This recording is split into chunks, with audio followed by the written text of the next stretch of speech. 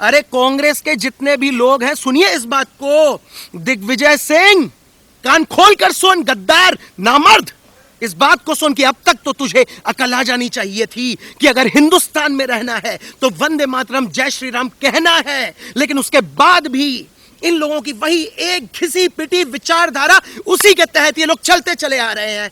ये सोचिए आप उस दिग्विजय की बात कर रहे हो जो ये इमरान खान को बोलता है इमरान खान जी, जो उसामा बिन लादेन को बोलता है ओसामा बिन लादेन जी, ऐसे ऐसे लोगों को ये नाम के आगे जी लगाता है।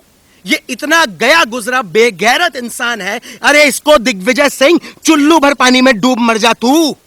अरे लानत है इसके हिंदू होने पे, लानत है इसके भारतीय होने पे, लानत है इसके मनुष्य होने पे। इतना ज्यादा बड़ा गद्दार मैंने कभी सोचा भी नहीं था। इनको भगाओ, माफी हमें नहीं चाहिए दिग्विजय से। अरे आज हम मजा लो, किसी पाकिस्तानी का फोन मेरे पास आए, मैं खुद अरेस्ट होने को तैयार हूं, खुद जेल में जाने को तैयार है शिखर श्रेहान। इतना बड़ा स्टेटमेंट आज मैं और आपके ये यूथ मीडिया टीवी पे दे रहा हूं। अगर मैं किसी पाकिस्तानी से ऐसे बात करूं, मेरे सारे कॉल डिटेल चेक करे जाए, मैं अब खुद अरेस्ट अपना दे के आऊंगा पुलिस स्टेशन में जाके। लेकिन तुमने अगर माफी मांग ली तो माफी नहीं मिलने वाली है, देशद्रोह का केस लगना चाहिए और सरेआम ऐसे लोगों को, तो ऐसे गद्दारों को फांसी देनी चाहिए। कड़ी से कड़ी निंदा करता हूं, क्योंकि अगर आप भारतीय सेना पे उंगली खड़ी कर रहे हो, इसका मतलब सीधा सीधा साफ है कि तुम पाकिस्तानी सेना को अपनी सेना समझते हो, तुम आतंकवादियों को अपना समझते हो, तुम घुसपैठियों को अपना समझते हो। इसीलिए तुम्हें भारतीय सेना इतनी बुरी लग रही है, क्योंकि उन्होंने घुसपैठियों को रोका है, पाकिस्तानियों को ठोका है और आतंकवादियों को जहां वो 72 हुरों के पास पहुंचाना चाहिए था वहां पहुंचा दिया है। शशि थरूर, थूकता हूं इस पे, मैं बहुत ही गद्दार है, इस पे थूकता हूं। इसे तो ये मेरे सामने आ जाए, 1-on-1 डिबेट कर तू मुझसे, कर 1-on-1 डिबेट शशि थरूर या कांग्रेस के जितने भी चेले चपाट हैं, 1-on-1 डिबेट करो शिखर श्रेहान से, हो जाएगा दूध का दूध पानी का पानी। तो ये माफी मांगने की अब इसको जरूरत नहीं है, इसके खिलाफ देशद्रोह का मुकदमा लगना चाहिए। मैं रिक्वेस्ट करता हूं, hashtag supreme court of India, hashtag PMO India, Shri Narendra Modi ji और जो भी ये आला नेता लोग और ये भाई लोग ये वीडियो को देख रहे हैं, ज्यादा से ज्यादा मात्रा में शेयर करिए। दिग्विजय सिंह को कड़ी से कड़ी सजा मिलनी चाहिए। इसकी औकात, इसकी हिम्मत कैसे हुई गद्दारों से बात करने की? खुद एक गद्दार है। देशद्रोह का इस पर मुकदमा लगना चाहिए, इसको उम्र कैद फांसी जैसी सजा होनी चाहिए। जी दोस्तों, स्वागत है आपका यूथ मीडिया टीवी पर। चर्चा करेंगे दिग्विजय सिंह के उस बयान पर जो उन्होंने एक पाकिस्तान के पत्रकार को इंटरव्यू देते हुए कहा कि हमारी सरकार आएगी तो हम 370 को दोबारा कश्मीर में लगाएंगे। इसी पर चर्चा करेंगे शिखर श्रेहान से। और वही कांग्रेस पार्टी, जब एक मदरसे में बिहार में बम बनाया जाता है और वो बम फूट जाता है, सोचिए कि इसी देश में रहकर बम बनाया जा रहा और यही कांग्रेस पार्टी उस पर एक बार भी सवाल नहीं उठाती, उस पर एक बार भी कुछ नहीं बोलती है। चर्चा करते हैं और आपको बताते हैं शिखर श्रेहान क्या सोचते हैं और किस तरीके से देखते हैं इन सब चीज़ों को। शिखर भाई, किस तरीके से देखते हैं? पहला तो सवाल मेरा यही रहेगा कि बिहार में देखा गया एक मदरसे में बम बनाया जा रहा था, उस पर कांग्रेस पार्टी द्वारा कुछ नहीं बोला जाता। वहीं दिग्विजय सिंह अब एक पाकिस्तान के पत्रकार को इंटरव्यू देते हुए कहते हैं कि जो हमारी सरकार बनेगी तो हम 370 को दोबारा लागू करेंगे कश्मीर में। इसको किस तरीके से देखते हैं आप? मैं तो देखता हूं इस तरीके से कि तुमको यह अधिकार किसने दिया है दिग्विजय सिंह? तुमको यह अधिकार किसने दिया है कि तुम पाकिस्तान में फोन करोगे, वहां पे पत्रकारों से बात करेंगे? दिग्विजय सिंह जी, पत्रकारों से बात करके बोलेंगे कि हमारी सरकार अगर वापस आएगी 370 हम वापस ये लागू कर देंगे। इनको ये अधिकार किसने दिया है? सबसे बड़ी बात तो ये कि इन पे देशद्रोह का मुकदमा लगना चाहिए। एनआईए के द्वारा जो ये मुकदमा लगता है, सबसे पहले वो मुकदमा इस दिग्विजय सिंह पर लगना चाहिए। दूसरी चीज, पाकिस्तान की औकात क्या है हिंदुस्तान के सामने? या चाहे वो पाकिस्तान हो, चाहे वो अफगानिस्तान हो, चाहे वो बांग्लादेश हो, एक बात समझ में नहीं आती है जो 70 सालों से 75 सालों से ये कांग्रेस करती आ रही थी। अरे अब तो इन लोगों को अकल आ जानी चाहिए थी कि 2014 से पहले क्या क्या हमारे भारत में चलता आ रहा था।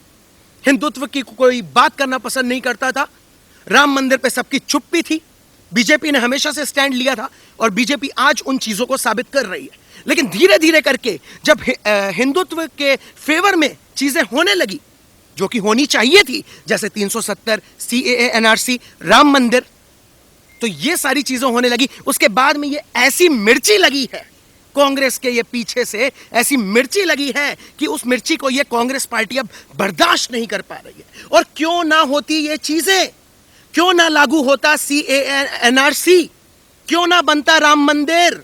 अरे हमारा अधिकार है वो। क्या चाहते क्या है ये कांग्रेस वाले कि हम फिर से गुलामी करें?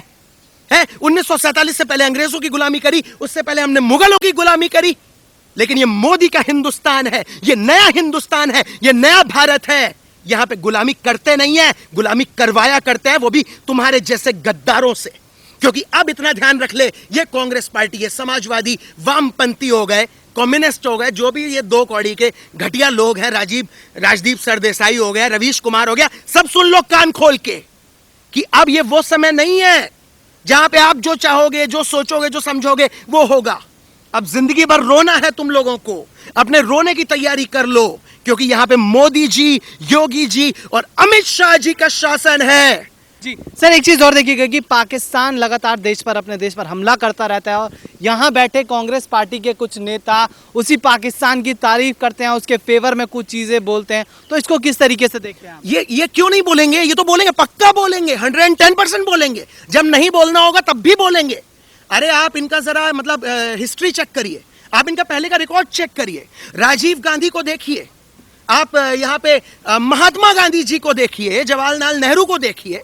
ये वही लोग हैं जिन्होंने भारत का बंटवारा करवाया था और एक पाकिस्तान बना दिया इस्लामिक लोगों से, लेकिन हमारे हिंदुस्तान को बना दिया धर्मशाला कि कोई भी आए, कोई भी चला जाए। इन्होंने हमारे देश की परवाह करी ही कब, जो ये अब करेंगे। अरे MOU से राहुल गांधी की ये जो राजीव गांधी फाउंडेशन है, इसमें जितनी ये फंडिंग चली आ रही है, जितनी भी जो भी ये फंडिंग चल रही है, ये आज से तो चल नहीं रही है, बहुत टाइम हो चुका है इनकी फंडिंग चलते हुए। आपको क्या लगता है, जब ये भारत के हम लोग, मतलब एक साधारण नागरिक भारत का, जब अपनी एक गज जमीन मुफ्त में नहीं देता है, तो खुद सोच के देखो मेरे भारत के मेरे सब शेरों, मेरे वीरों, खुद सोचो, अपने दिमाग से आइडिया लगाओ कि ये कांग्रेस पार्टी ने जब चाइना को जमीन दी होगी तो कितना मोटा फंड खाया होगा। इस चीज का बस अंदाजा लगा के देखो आप लोग भाइयों कि कितना मोटा फंड खाया होगा जब इसने चीन को जमीन दी होगी। तो कांग्रेस के लिए ये सारी चीजें कोई बड़ी बात नहीं है। ये वो पार्टी है जो अपना परिवार पालने के लिए, खुद को पालने के लिए देश बेच सकते हैं, अपना ईमान बेच सकते हैं। खुद को ब्राह्मण बताने वाले राहुल गांधी, अगर इनके बाप दादाओं की हिस्ट्री चेक करी जाए तो कभी कोई मुसलमान निकल जाता है, कभी कोई ईसाई निकल जाता है, तो ये कैसे ब्राह्मण हुए? वो तो खैर बहुत, उसके लिए एक अलग ही डिबेट पे करना पड़ेगा। एक चीज़ और देखी गई कि कश्मीर की जो पूर्व CM है महबूबा मुफ्ती, वो कहती हैं कि कश्मीर में जो हमला हुआ उसकी जिम्मेदार केंद्र सरकार और भारतीय सेना है। इसको किस तरीके से देखते हैं आप? ये महबूबा मुफ्ती, मतलब ये इतने घटिया, इतने वाहियात बयान देने से पहले ये लोग सोच विचार क्यों नहीं करते हैं? मैं तो सोचता हूँ, मतलब मुझे इन पे तरस आता है, इनके विचारों पे तरस आता है। आप उस केंद्र को बोल रहे हो जो पाकिस्तान को हर बार जवाब देता है। इससे पहले हमारे हिंदुस्तान में ऐसा कोई भी प्रधानमंत्री नहीं था, हमारे हिंदुस्तान में ऐसा कोई भी PM नहीं था जो पाकिस्तान के हमलों का जवाब देता था। लेकिन जब से हमारे श्री मोदी जी आए, तब से पाकिस्तान को मुंह तोड़ जवाब देना हमने शुरू किया। चाहे वो एयर स्ट्राइक हो, चाहे वो सर्जिकल स्ट्राइक हो, चाहे वो कुछ भी हो, उसके बावजूद आप बोलोगे, आप पुलवामा जैसे उसमें आप हम पे सवाल खड़े करते हो, आप इंडियन आर्मी पे सवाल खड़े करते हो, आप उस इंडियन आर्मी पे सवाल खड़े करते हो जिस इंडियन आर्मी की बदौलत आप रात को सुकून की नींद सोते हो।